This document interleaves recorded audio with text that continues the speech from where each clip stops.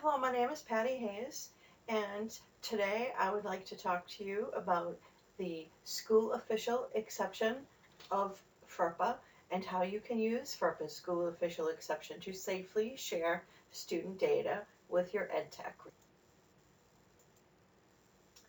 We all know FERPA is the Family Educational Rights and Privacy Act, and FERPA requires that schools obtain prior written consent before they disclose any personally identifiable information to vendors.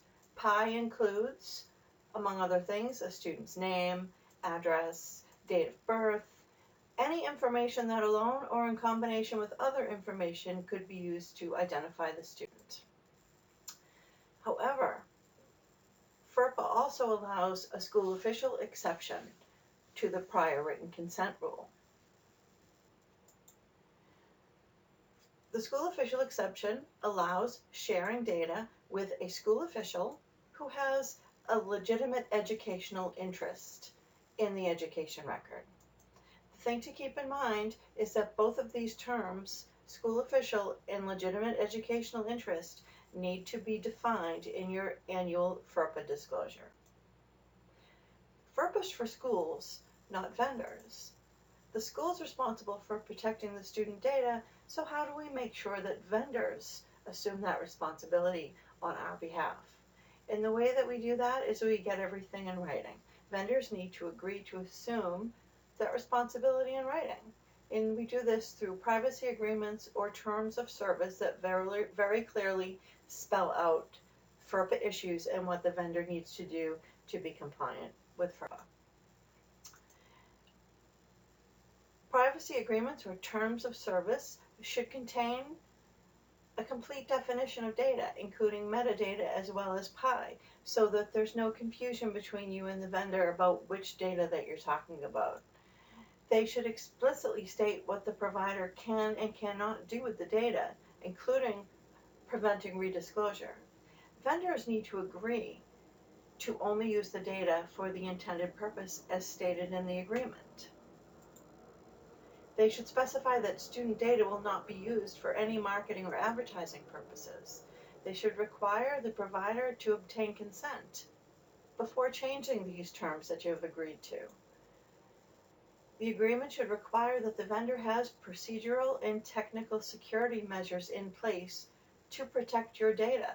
They should have solid passwords, procedures for changing those. The staff should be trained on keeping data secure. The vendor should also have a data breach plan that notifies schools of any data breaches, and that should be required in the contract before you agree to share your student data with them. You want to know how they will handle a data breach. And finally, the data agreement should state that the district continues to own the data and that it will be returned or destroyed upon request.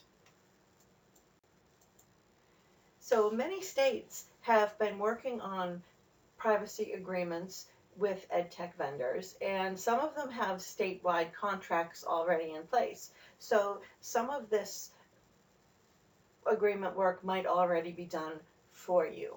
You could take a look at the Student Data Privacy Consortium, which is located at sdpc.a4l.org, and there is a national and state databases on there, samples of agreements, and you could find a lot of information about which vendors have been compliant and have been signing these privacy agreements with schools.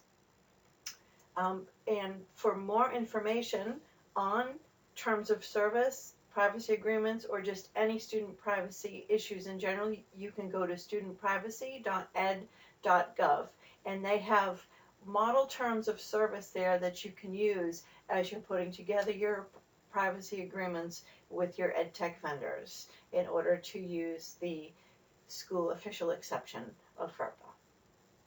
So thank you. I hope you found this helpful. Bye-bye.